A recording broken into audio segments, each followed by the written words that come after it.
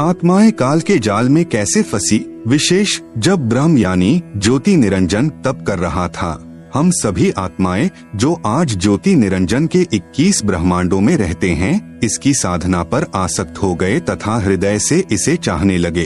अपने सुखदायी प्रभु सत्य पुरुष से विमुख हो गए, जिस कारण से पतिव्रता पद से गिर गए। पूर्ण प्रभु के बार बार सावधान करने पर भी हमारी आसक्ति क्षर पुरुष से नहीं हटी। यही प्रभाव आज भी काल सृष्टि में विद्यमान है। जैसे नौजवान बच्चे फिल्म स्टारों यानी अभिनेताओं तथा अभिनेत्रियों की बनावटी अदाओं तथा अपने रोजगार उद्देश्य से कर रहे भूमिका पर अति आसक्त हो जाते हैं, रोकने से नहीं रुकते। यदि कोई अभिनेता या अभिनेत्री निकटवर्ती शहर में आ जाए तो देखें उन नादान बच्चों की भीड़ केवल दर्शन करने के लिए बहुसंख्या में एकत्रित हो जाती है। लेना एक न देने दो, रोजी रोटी अभिनेता कमा रहे हैं, नौजवान बच्चे लुट रहे हैं। माता पिता कितना ही समझाएं किंतु बच्चे नहीं मानते। कहीं न कहीं कभी न कभी लुक छिप कर जाते ही रहते हैं। पूर्ण ब्रह्म कबीरदेव यानी कबीर प्रभु ने क्षर पुरुष से पूछा कि बोलो क्या चाहते हो। उसने कहा कि पिताजी यह स्थान मेरे लिए कम है, मुझे अलग से द्वीप प्रदान करने की कृपा करें। हक्का कबीर यानी सत कबीर ने उसे 21 ब्रह्मांड प्रदान कर दिए। कुछ समय उपरांत ज्योति निरंजन ने सोचा इसमें कुछ रचना करनी चाहिए। खाली ब्रह्मांड यानी लाट किस काम के, यह विचार कर 70 युग तप करके पूर्ण परमात्मा कबीरदेव यानी कबीर प्रभु से रचना सामग्री की याचना की। सतपुरुष ने उसे 3 गुण तथा 5 तत्व प्रदान कर दिए, जिससे ब्रह्म यानी ज्योति निरंजन ने अपने ब्रह्मांडों में कुछ रचना की। आप सुन रहे हैं जगत गुरु तत्वदर्शी संत रामपाल जी महाराज द्वारा लिखित पुस्तक ज्ञान गंगा का पेज नंबर 26। फिर सोचा कि इसमें जीव भी होने चाहिए, अकेले का दिल नहीं लगता। यह विचार करके 64 युग तक फिर तप किया। पूर्ण परमात्मा कबीर देव के पूछने पर बताया कि मुझे कुछ आत्मा दे दो, मेरा अकेले का दिल नहीं लग रहा। तब सतपुरुष कबीर अग्नि यानी कबीर परमेश्वर ने कहा कि ब्रह्म तेरे तप के प्रतिफल में मैं तुझे और ब्रह्मांड दे सकता हूँ, परंतु मेरी आत्माओं को किसी भी जप तप साधना के फल रूप में नहीं दे सकता। हाँ, यदि कोई स्वेच्छा से तेरे साथ जाना चाहे तो वह जा सकता है। युवा कबीर यानी समर्थ कबीर के वचन सुनकर ज्योति निरंजन हमारे पास आया। हम सभी हंस आत्मा पहले से ही उस पर आसक्त थे। हम उसे चारों तरफ से घेर कर खड़े हो गए। ज्योति निरंजन ने कहा कि मैंने पिताजी से अलग 21 ब्रह्मांड प्राप्त किए हैं, वहाँ नाना प्रकार के रमणीय स्थल बनाए हैं, क्या आप मेरे साथ चलोगे? हम सभी हंसों ने जो आज 21 ब्रह्मांडों में परेशान हैं, कहा कि हम तैयार हैं, यदि पिताजी आज्ञा दें। तब क्षर पुरुष पूर्ण ब्रह्म महान कबीर यानी समर्थ कबीर प्रभु के पास गया तथा सर्व वार्ता कही। तब कबीर अग्नि यानी कबीर परमेश्वर ने कहा कि मेरे सामने स्वीकृति देने वाले को आज्ञा दूंगा। क्षर पुरुष तथा परम अक्षर पुरुष यानी कबीर मितौजा यानी कबीर अमित औजा यानी जिसकी शक्ति का कोई वार नहीं, वह कबीर दोनों हम सभी हंसात्माओं के पास आए। सत कबीर देव ने कहा कि जो हंस आत्मा ब्रह्म के साथ जाना चाहता है, हाथ ऊपर करके स्वीकृति दे। अपने पिता के सामने किसी की हिम्मत नहीं हुई, किसी ने स्वीकृति नहीं दी। बहुत समय तक सन्नाटा छाया रहा। तत्पश्चात एक हंस आत्मा ने साहस किया तथा कहा कि पिताजी मैं जाना चाहता हूँ। फिर तो उसकी देखा देखी जो आज काल यानी ब्रह्म के 21 ब्रह्मांडों में फंसी हैं, हम सभी आत्माओं ने स्वीकृति दे दी। परमेश्वर कबीर जी ने ज्योति निरंजन से कहा कि आप अपने स्थान पर जाओ। जिन्होंने तेरे साथ जाने की स्वीकृति दी है, मैं उन सर्वहंस आत्माओं को आपके पास भेज दूंगा। ज्योति निरंजन अपने 21 ब्रह्मांडों में चला गया। उस समय तक यह 21 ब्रह्मांड सतलोक में ही थे।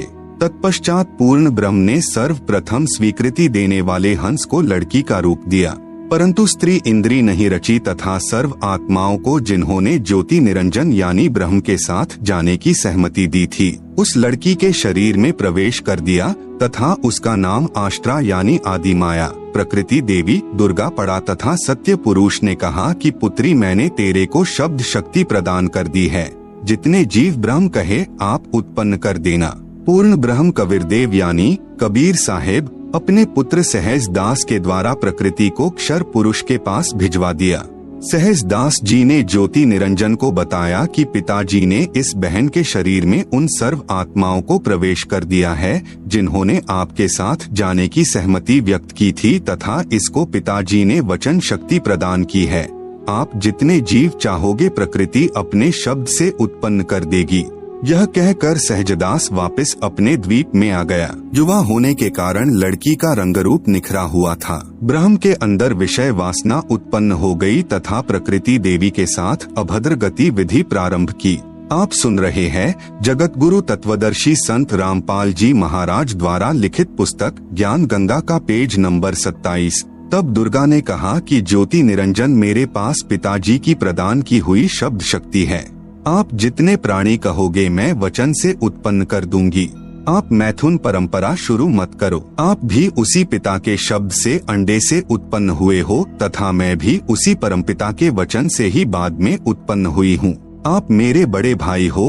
बहन भाई का यह योग महापाप का कारण बनेगा। परंतु ज्योति निरंजन ने प्रकृति देवी की एक भी प्रार्थना नहीं सुनी तथा अपनी शब्द शक्ति द्वारा नाखूनों से स्त्री इंद्री यानी भग प्रकृति को लगा दी तथा बलात्कार करने की ठानी। उसी समय दुर्गा ने अपनी इज्जत रक्षा के लिए कोई और चारा न देख सूक्ष्म रूप बनाया तथा ज्योति निरंजन के खुले मुख के द्वारा पेट में प्रवेश करके पूर्ण ब्रह्म कबीर देव से अपनी रक्षा के लिए याचना की। उसी समय कबीर देव यानी कबीर देव अपने पुत्र योग संतायन अर्थात जोगजीत का रूप बनाकर वहां प्रकट हुए तथा कन्या को ब्रह्म के उदर से बाहर निकाला तथा कहा कि ज्योति निरंजन आज से तेरा नाम काल होगा। तेरे जन्म मृत्यु होते रहेंगे, इसीलिए तेरा नाम क्षर पुरुष होगा तथा 1 लाख मानव शरीरधारी प्राणियों को प्रतिदिन खाया करेगा व 1.25 लाख उत्पन्न किया करेगा। आप दोनों को 21 ब्रह्मांड सहित निष्कासित किया जाता है। इतना कहते ही 21 ब्रह्मांड विमान की तरह चल पड़े। सहज दास के द्वीप के पास से होते हुए सतलोक से 16 शंख कोस यानी 1 कोस लगभग 3 किलोमीटर का होता है की दूरी पर आकर रुक गए। विशेष विवरण अब तक 3 शक्तियों का विवरण आया है। नंबर 1 पूर्ण ब्रह्म जिसे अन्य उपमात्मक नामों से भी जाना जाता है जैसे सतपुरुष, अकाल पुरुष, शब्द स्वरूपी राम, परम अक्षर ब्रह्म पुरुष आदि। यह पूर्ण ब्रह्म असंख्य ब्रह्मांडों का स्वामी है तथा वास्तव में अविनाशी है। नंबर 2 परब्रह्म जिसे अक्षर पुरुष भी कहा जाता है। यह वास्तव में अविनाशी नहीं है।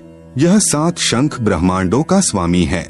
नंबर 3 ब्रह्म जिसे ज्योति निरंजन, काल, कैल, शर पुरुष तथा धर्मराय आदि नामों से जाना जाता है जो केवल 21 ब्रह्मांड का स्वामी है। अब आगे इसी ब्रह्म यानी काल की सृष्टि के एक ब्रह्मांड का परिचय दिया जाएगा जिसमें 3 और नाम आपके पढ़ने में आएंगे, ब्रह्मा, विष्णु तथा शिव। जगत गुरु तत्वदर्शी संत रामपाल जी महाराज द्वारा लिखित पुस्तक ज्ञान गंगा का पेज नंबर 28 पर एक ब्रह्मांड का लघु चित्र दिया गया है जिसे आप पुस्तक में देख सकते हैं। आप सुन रहे हैं जगत गुरु तत्वदर्शी संत रामपाल जी महाराज द्वारा लिखित पुस्तक ज्ञान गंगा का पेज नंबर 29।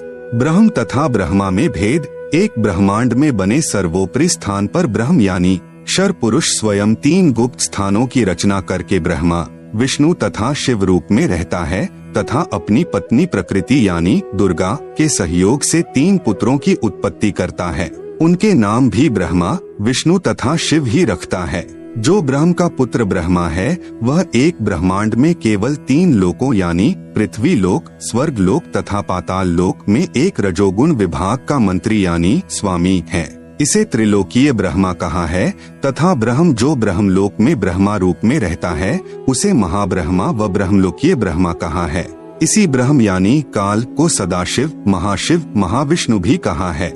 श्री विष्णु पुराण में प्रमाण चतुर्थ अंश अध्याय 1 पृष्ठ 230-231 पर श्री ब्रह्मा जी ने कहा, जिस अजन्मा सर्वमय विधाता परमेश्वर का आदि, मध्य, अंत, स्वरूप, स्वभाव और सार हम नहीं जान पाते। श्लोक 83। जो मेरा रूप धारण कर संसार की रचना करता है, स्थिति के समय जो पुरुष रूप है तथा जो रुद्र रूप से विश्व का ग्रास कर जाता है, अनंत रूप से संपूर्ण जगत को धारण करता है। श्लोक 86।